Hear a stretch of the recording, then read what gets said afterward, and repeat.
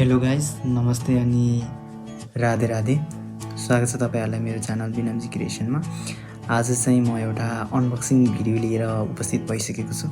आज चाहिँ म फोन 11 को चाहिँ अनबक्सिङ गर्न गइरहेको छु।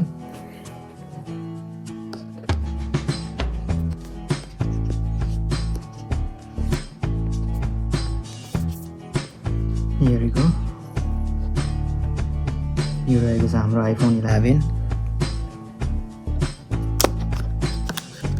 र देख्न सक्छौँ एकदमै वाइट ब्याक प्यानल रहेको छ र हामीले दुईटा क्यामेरा नच देख्न सक्छौँ। एकदमै स्मुथ डिजाइन हामीले देख्न सक्छौँ र अगाडिको स्क्रिन पनि एकदमै राम्रो रहेको छ। This is iPhone 11 guys. त्यसपछि यहाँनिर एउटा लाइटनिङ टाइप सी केबल रहेको छ।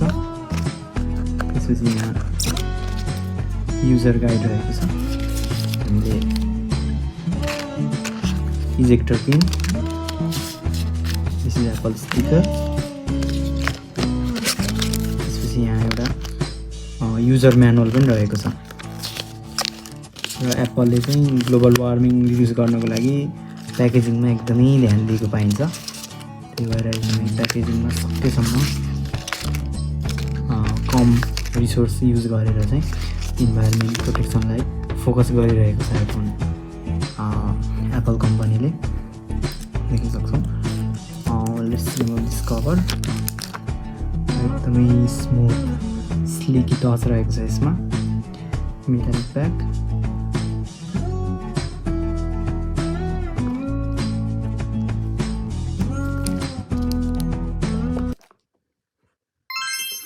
अब चाहिँ म फिलिप्सको चाहिँ वायरलेस इयरफोन्सको चाहिँ अनबक्सिङ गर्न गइरहेको छु।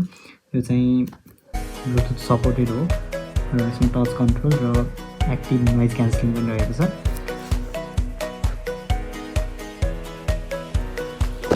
Let's unbox this guys.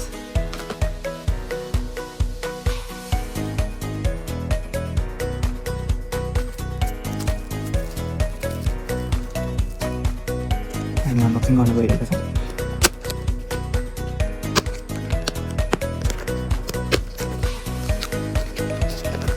एकदमै टाइट प्याकेजिङ रहेको छ र मलाई निकाल्नको लागि निकै कठिन भइरहेको छ।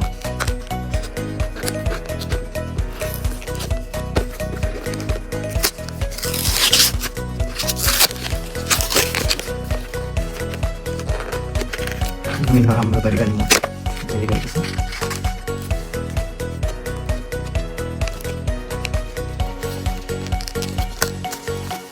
There you go guys.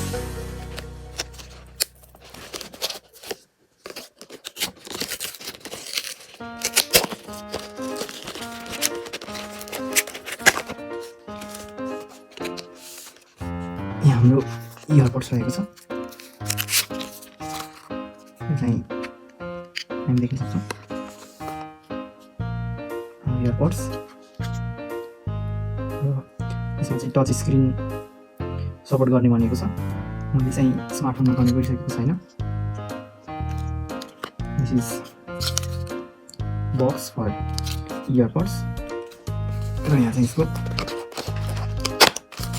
Charger रहेको छ।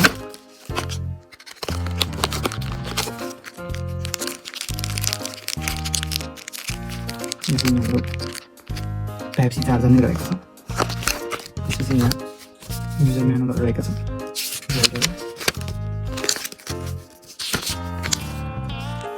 Thank you guys for watching this video. Keep subscribing and keep following my channel. Thank you.